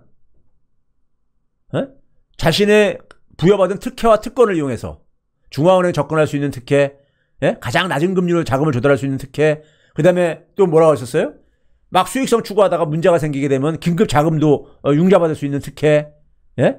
하다 파산하게 되면은 예? 대신 뭡니까? 예금 보험공사가 대신 그러니까 저것도 예금도 지급해주는 이런 특혜, 이런 등등을 그냥 가지고 수익성 추구만 하고 앉아 있는 거예요. 수익성 추구만. 은행들이요. 자기의 원래 기능인 금융의 돈을 중개시켜주는 이런 역할들은 지금 실종된 상태 속에서요. 예? 그럼 이런 상황 속에서 우리가 흔히 그러니까 이 경제적으로 소외된 계층들에 대해서 그러니까 되게 금융 역할을 하라고 만든 게 바로 뭡니까요? 그게 소위 말해서 상호 금융기관 같은 거예요. 저축은행이라든가 새마을금고, 신용협동조합 이런 것들인데 이런 것들도 은행하고 별 차이가 없죠. 거의 똑같은 짓을 하고 있잖아요. 그렇죠? 그러다 보니까는 돈이 안 돌다 보니까 대다수 일반 서민들은 금융으로부터 그러니까 완전히 소외가 되고 있는 거예요. 금융으로부터요. 예? 소외되고 있는 겁니다. 이런 상황이다 보니까 뭐가 생기고 있는 겁니까? 우리 사해연대은행이라고 들어보셨습니까? 마이크로 크레딧. 해외에서 그러니까 많이 우리가 마이크로 크레딧, 심지어 방글라데시 같은 데서도 한다 그래가지고 우리나라에서도 그러니까는 이 사해연대 운동을 하는 사람들이 있죠. 사해연대은행은 뭡니까? 말 그대로 연대를 목적으로 함께 살아가는 것을 목적으로 해서 이제 이런 금융에 접근하기 힘든 사람들한테, 금융에 접근하더라도 굉장히 고금리를 이용해야 되는 사람들한테 지원해주기 위해서 만든 하나의 은행이죠. 소액 은행이죠. 그렇죠? 마이크로 크레딧이라고 해가지고 저소득층한테 되게 무담보로 그러니까는, 예? 뭐 저소득층은 원래 담보가 없잖아요. 예? 무담보로 굉장히 그러니까 저금리로 대출해주는, 물론 규모는 크지 않지만은 이런 게 사해연대은행이잖아요. 사해연대은행 하는 걸 제가 몇 가지 이렇게 뽑아와 봤어요. 첫째는 뭡니까? 마이크로 크레딧이라고, 이건 뭡니까? 자립할 의지는 있는데 금융을 이용할 수 없어가지고 자기가 어떤 자립의 시도를 못하는 사람들에 대해서 한 2천만 원 범위 내에서 연 2%면 아까 뭐랬습니까? 1등급, 신용등급 1등급자예요. 이런 거를 사해연대은행이 목표로 하고 있단 말이에요. 예? 그런데 국가가 이거를 좀 하는 게 뭐가 문제인 겁니까? 국가가 해야 될 일을 지금, 예? 민간에서 사회단체에서 이걸 하고 앉아있는 거잖아요. 국가가 자기가 할 일을 지금 안 하고, 예? 이런 거 하는 거에 대해서는요, 다 뭐랍니까? 다 박수를 쳐요. 좋은 일 한다고. 예? 그래서 여기에 주로 있잖아요. 여기에 이런데 많은 그러니까 이런 기업이라든가 이런 데서 출자도 해주고 좀 그럽니다. 예? 사회공헌 활동으로. 그게 소위 시혜적으로 이렇게 그러니까는 기여를 하는 것보다는 제도적으로 사해연대은행이 할 일을 제도적으로 이게 그러니까 돼야 되는 거잖아요. 제도적으로. 예? 자, 그다음 또 어떤 역할을 하냐면요. 경영 컨설팅도 해줘요. 예? 잘 사업이 되도록 하기 위해서. 이건 당연히 이제 그러니까 부수적인 사업을 하는 것이고요. 특히 이제 청년들한테는 전환대출, 고금리로 대출받은 청년들을 그러니까 주로 이제 학자금이라든가 물론 일부 생활자금도 가지만은 1,000만 원 이내로 그러니까 이것을 그냥 저금리로 그러니까 바꿔주는 겁니다. 대부업체를 이용했다거나 이런 걸 1,000만 원. 이런 것들을 왜 사회단체에서 해야 되는 거냐고요. 예? 이런 걸 누가 해야 되는 겁니까? 국가가 중앙은행을 이용을 해서 이걸 해야 되는 거잖아요. 그렇죠? 이들이 지금 여기 저소득자라든가 청년들이 왜 그러니까 중앙은행을 이용을 못하냐고요. 예? 이게 정상인 거냐고요. 자, 그 다음에 사회적 경제 기금이라고 해서 우리가 사회적 경제 조직이라는 거 있죠. 사회적 경제 조직이요. 뭐 협동조합이라든가 뭐 이런 것들이요. 이런 거 보게 되면은 여기다가도 그러니까 한 1,500만 원에서 한 1억 원 이내에서 금리를 0에서 1% 정도로 굉장히 저금리죠. 이것도 대출을 해줘요. 이런 거를 왜 이런 사회연대은행에서 해야 되는 거냐고요. 국가가 제도적으로 중앙은행을 여기다 중앙은행이 이걸 하도록 해야 되는 거 아니겠습니까요? 예?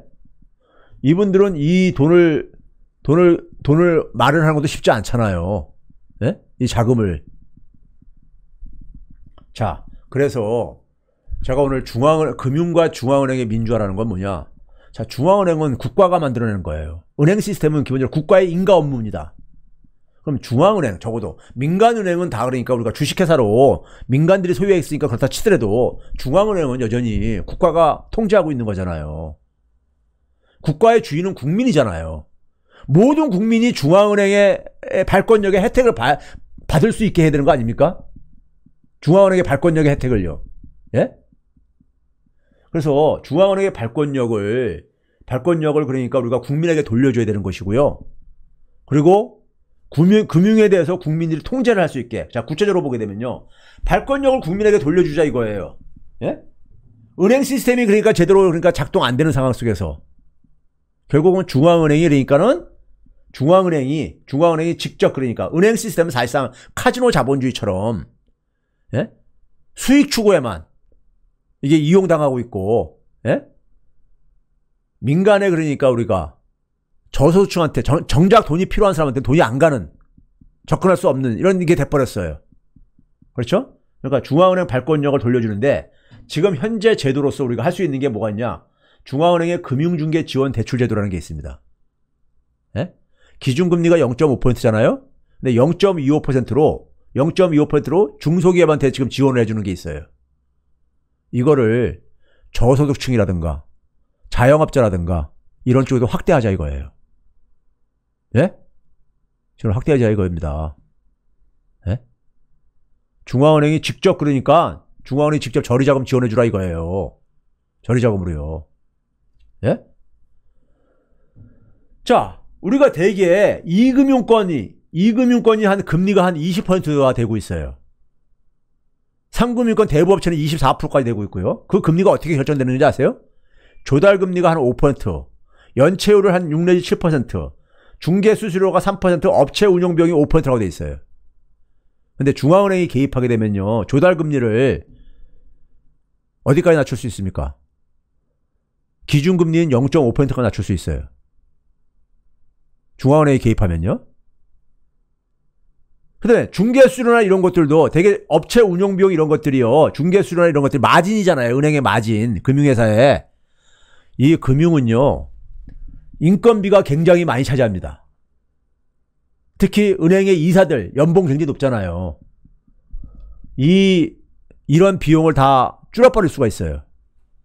공공이 개입을 하게 되면요. 높은 그런 연봉 줄 필요가 없잖아요. 그렇죠?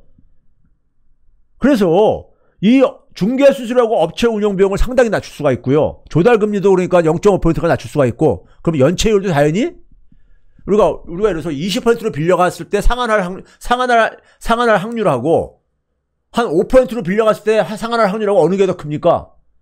금리가 낮을수록 상환을 할 가능성이 더 높잖아요. 예? 그러면 연체율도 떨어집니다. 그래서 이재명 지사나 일부 지금 국회의원들이 최고 금리를 10%로 그러니까 이내로 그러니까 내리자는 것이 바로 저희 중앙은행이 개입하면 가능한 거예요. 실제로요. 그냥 시장에다 방치하니까 안 되는 것뿐이고요. 예? 카드 회사들이 현금 서비스 이자율이 그러니까 15 내지 24%입니다. 이거 사실 근거도 없이 그냥 이렇게 지네들 멋대로 이렇게 하는 거예요. 이거 완전히 현대판 그러니까 완전히 저겁니다. 고리대금업인 거예요. 중앙은행의 발권력을 그러니까 서민들한테 돌려주게 되면 카드 회사들은 망하겠죠. 대부업체도 망하겠죠. 그런데 그런 업체들 망하는 것까지 우리가 걱정을 해야 되냐고요. 예? 자, 그래서 이게 지금 그러니까 한국은행이 지원을 해야 되는 것이고요. 한국은행의 개입 방식은 그러니까 우리가 여러분들 제가 맨 밑에 해놨죠. 우리 주택금융공사라고 있죠. 주택금융공사. 주택금융공사가 말 그대로요. 주택금융을 지원해주기 위해서 만든 그러니까 공공기관입니다. 공기업이에요. 주택금융공사의 자본금의 34%는 지금 현재 기준으로요. 중앙은행이 출자한 겁니다. 한 64%는 한 2, 3%는 정부가 출자한 거고요. 예? 아니 나머지 대부분이 하여간 정부가 되는 거, 정부하고 중앙은행이 출자해서 만든 거예요. 그러니까 중앙은행이 출자를 해가지고 이런 서민들을 지원해주는 그러니까 그런 공사를 만들든지 금융기관을 만들든지 해가지고 직접 지원하라 이거예요. 그러면 소득 불평등도 많이 개선될 거고, 예? 중앙은행 시스템을 국민들한테 돌려주라 이거예요. 자, 그 다음에 이제 우리가 앞에서 했던 기본대출. 이게 여러 가지 효과가 있습니다. 기본대출을 만약에 마이너스 통장을 1,000만 원을 자기가 항상 쓸 수 있다고 한번 생각을 해보세요. 1,000만 원 이내에서. 그럼 급전이 필요할 때 거기 비빌 언덕이 있는 거잖아요. 그것도 금리가 그러니까 2%, 연 2% 정도로. 지금 현재 금리 기준으로 했을 때요. 그러면은 카드론 같은 거 안 쓸 게 아니겠습니까? 대부업체 이용 안 할 게 아니겠습니까? 이런 카드론이나 대부업체 이용하게 되면요. 신용등급이 강등돼 버립니다. 신용등급 강등되게 되면 신용불량자로 추락하는 것은 시간 문제가 돼버리죠. 대부분이니까요. 이걸 막을 수가 있습니다. 한번 신용불량자가 되면 평생 그러니까 저소득층으로 살아갈 가능성이 커요. 예? 두 번째는 뭐냐면은 자, 1인당 만약에 마이너스 통장 마통이라고 우리가 줄여서 얘기하죠. 1,000만 원 쓸 수 있다면은 5사람만 모여도 5천만 원입니다. 청년들이 새로운 그러니까 창업을 하고 싶은데 5천만 원이면 할 수 있죠. 예? 5천만 원 처음 스타트 할 수 있습니다. 굉장히 큰 돈이죠. 예? 한 10년 동안 그것을 1년에 이자 한 20만 원씩만 갚으면서 10년 동안 쓰게 해줘 보세요. 청년들이 자기가 하고 싶은 일 시도를 할 수 있잖아요. 예? 지금은 근데 당장 매달 렌트비 내야 되고, 예? 통신료 내야 되고 하다 보니까는 아르바이트 그러니까 2개, 3개, 4개까지 이렇게 하면서, 예? 더군다나 요즘은 그러니까 그 아르바이트 자리도 많이 부족한 상황이고요. 예? 근데 마통을 그러니까 마이너스 통장을 1,000만 원을 그러니까 10년 동안 그러니까 1년에 이자 한 20만 원만 내고 쓰라고 한번 해보세요. 청년들이 숨을 쉴 수 있잖아요. 그 종잣돈을 가지고 청년들이 가지고 있는 아이디어하고 결합시켜가지고 청년들이 그러니까는 이게 아이디어를 많이 쏟아내야지만이 우리 사회에는 미래가 있습니다. 우리 경제 지금 추락하고 있잖아요. 네? 성장률 2%, 1%, 0% 계속 떨어지고 있어요. 이거 막을 수 있는 사람은 청년들뿐이 없습니다. 청년들이 혁신적인 그러니까 아이디어를 가지고 새로운 시도를 잠깐만 하게 해줘야 되는 거예요. 예? 그러니까 새로운 시도를 하려면은 예? 그 시도를 할 수 있는 자금이 좀 필요할 게 아니겠습니까? 그리고 그거 하다가 실패하더라도 자기가 비빌 언덕 기본소득 같은 게 있으면은 시도를 할 게 아니겠습니까요? 시도할 수 있는 기회는 줘야 되잖아요. 우리가요. 기성세대가 국가가 그것도 안 하면서 우리 사회의 미래를 우리가 어떻게 바꾸겠다는 겁니까? 그러면 그냥 계속 곤두박질 칠 수밖에 없어요. 청년들이 적어도 숨 쉴 수 있게 하고 청년들이 그러니까 자기가 새로운 걸 좀 시도를 할 수 있게 해주는 데 속에서 금융은 절대적인 겁니다. 금융은요. 기본소득과 더불어서 절대적인 거예요. 예? 지금 우리 경제가요. 우리 경제가 지금 계속해서 조금 있으면 이제 그러니까 일본처럼 됩니다. 어? 학자들이 그렇게 추계를 해요. 예? 1%대 진입하고 좀 있으면 0%대까지 진입을 하고 이렇게 활력을 잃어간다 이거예요. 이것을 벗어나는 방법은 혁신뿐이 없어요. 혁신의 원천은 뭐냐? 아이디어예요. 아이디어는 누구한테 있습니까? 청년들한테 있어요. 근데 청년들이 자기가 그 아이디어를 발휘할 수 있는 예? 기회를 가져야 되는데, 시도를 할 수 있는 기회를 가져야 되는데, 아르바이트에 치여가지고 뭘 그걸 할 수가 있습니까요? 집중해서. 그러니까 이건 투자입니다. 투자예요. 우리 사회와 경제의 미래를 위한 투자입니다. 투자예요. 한국은행을 좀 더 낮은 곳으로 끌어내리면 되는 거예요. 한국은행이 너무 높은 데 있는 거예요. 일반 서민들하고는 완전 딴 나라에 가 있는 거예요. 일반 서민들하고 관계없이. 중앙은행이, 한국은행이 일반 서민들을 위해서 도대체 하는 일이 뭐가 있습니까? 하는 일이 뭐가 있냐고요. 나 한국은행 사람들한테 그걸 물어보고 싶어. 도대체 당신들이, 예? 거기 금융통화위원들 수억씩 연봉 받으면서 일반 서민들을 위해서 하는 게 뭐가 있냐고. 예? 발권력을, 이런 엄청난 권한을 갖고 있으면서. 자, 그 다음에 제가 일전에도 얘기했죠. 지역 공공은행도 만들어야 됩니다. 지역 공공은행. 여러분, 얼마 전에 2018년인가요? 서울시에 시 금고가 바뀐 거 아세요? 우리은행이 시 금고 역할을 했었어요. 그러니까 서울시에 들어오는 많은 그 세금들 있잖아요. 수입들이요. 이게 다 이제 그러니까 우리은행으로 이제 그러니까 이게 다 이제 모이게 돼 있습니다. 그걸 가지고 서울시는 살림을 하고 그러잖아요. 하는데 신한은행이 2018년도에 신한은행이 그걸 따갔어요. 근데 거기다 얼마를 줬는지 아세요? 출연금을요? 3천억 원을 주고서는 그걸 따갔습니다. 서울시에 그러니까 그 예산을 은행에서 그거를 그러니까는, 예? 자기들이 그 담당 은행이 되면서, 그러니까 정부의 은행은 중앙은행이잖아요. 한국은행인데 지방자치단체의 은행들은 일반 민간은행들이 거기에 막 따내려고 하고 있어요. 예? 그러면 예를 들어서 경기도에 만약에 경기은행이라는 것을 만약에 지역은행, 공공은행을 만들게 되면요, 경기도의 예산을 그러니까는 일반 민간은행한테 주지 말고 그 경기은행이라는 공공은행에다 다 들어가게 하는 거예요. 세금이나 이런 경기도가 쓰는 이거를요. 그 돈을 일종의 그게 뭡니까? 우리 고객이 그러니까 은행에다 예금을 맡긴 거 가지고 은행에다 돈놀이 하고 있잖아요. 근데 그 돈을 종잣돈으로 써가지고 돈놀이를 할 수 있는 거예요. 지역 공공은행은요. 예? 지역 공공은행이 일반 민간은행보다 장점이 뭐냐? 인건비를 굉장히 줄 수가 있어요. 민간은행은 임원들의 인건비가 굉장히 높아요. 차지하는 비중이 높아요. 근데 그 공공은행은 그렇게 많이 줄 필요가 없거든요. 공공은행은 그 자금을 가지고 뭡니까? 지역 경제, 지역 순환 경제에 그러니까 투입할 수가 있어요. 지역 주민한테는 다 온전히 다 투입하는 거죠. 사용하는 거죠. 예? 지역 사업을 위해 가지고요. 지역의 혁신을 위해 가지고요. 그렇죠?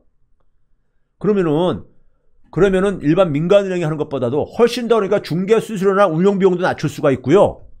그리고 지방정부에 그러니까는 그 들어오는 예산을 기준으로 해가지고 신용 창조를 할 수 있어요. 일반 민간은행이 그러니까 자기가 시장에서 스스로 자금을 조달하듯이 그러니까요. 예? 그래서 중앙은행의 역할도 좀 줄여야 됩니다. 지금은 중앙은행이 혼자서 다 그러니까 통화 공급을 독점하고 있는데, 예? 통화 공급을 지금 사실상 그러니까 민간은행도 일정히 하고 있거든요. 예? 시장에서 자기들이 자금을 조달하고 있으니까요. 근데 지방마다, 지역사회마다 지방 공공은행을 만들어가지고 지역 경제를 위해서. 그러면 그만큼 민간은행들이 돈 버리가 좀 줄어들겠죠. 근데 예를 들어서 우리가 민간은행들이 뭐 S은행이나 K은행이나 이런 민간은행들이 경기도 아니면 인천이나 경기도나 아니면 저기 경상도 뭐 대구나 이런 데 가가지고 해봤자 그 지역사회를 위해서 뭐 얼마나 기여를 합니까? 다 돈만 받아가지고 그거 다 어쨌든 이 고소득자라든가 대기업들한테만 다 돈 외부로 다 유출되죠. 지역 경제에 그게 얼마나 기여를 하고 있어요. 그렇죠? 지역 주민들이 걷어들인 세금 이런 거를 가지고 지역 경제를 활성화시키는데 그게 다시 재유입될 수 있도록 유입되게 하자는 게 바로 이 지역 공공은행에, 예? 그리고 지역 주민들에 대해서 지역 공공은행만큼 더 잘할 수 있는 사람들이 더 잘할 수 있는 은행이 없죠. 예? 지역 공공은행도 설립을 해야 되는데 지금은 기재부가 이걸 허락을 안 해주고 앉았습니다.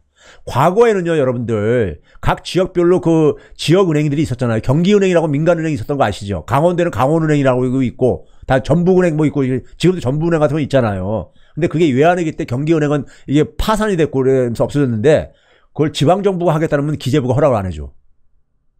제가 지난번에 했잖아요. 기재부가 재정 독점권을 가지고 있다. 예산 독점권을 가지고 있다. 검찰이 기소 독점권을 갖고 있듯이, 예? 은행들은, 중앙은행은 자기가 통화공급의 독점권을 가지고 제대로 공공적인 기능을 못하고 있는 거예요. 그러면 그 권한을 분산시켜야죠. 예? 제대로 그걸 그러니까 전체 국민을 위해서 제대로 못 쓴다면 권한을 분산시켜야죠. 그게 민주화죠. 경제 분야예요. 경제 분야가 엄청나게 과거 잔재가 많이 남아 있습니다.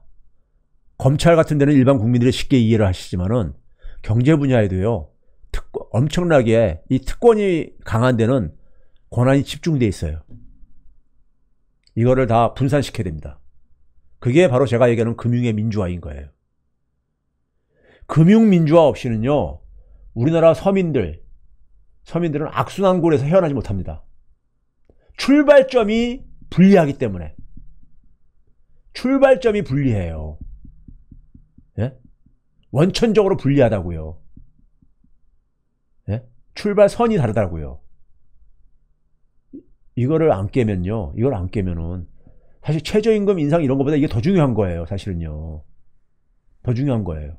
제일 중요한 거예요. 경제 이 불평등을 그러니까 우리가 해소하는 데 속에서 금융 불평등을, 금융의 이 민주화가요. 예? 한국은행을 국민 손에다 돌려주는 거. 예?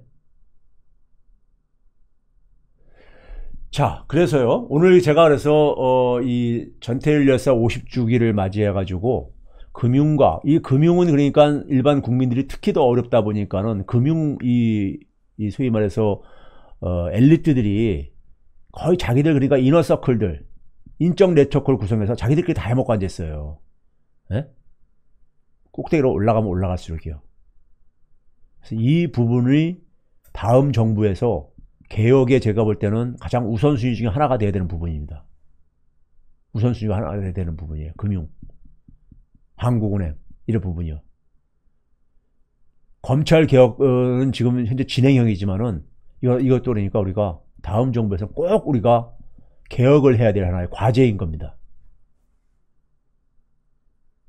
자, 오늘 제가 그래서 이 금융이 얼마나 중요한지를 제가 좀 말씀드리고 싶어서, 금융 문제를 손을 대지 않으면요, 우리 사회의 불평등 문제는 그러니까 해소가 구조적으로 힘듭니다.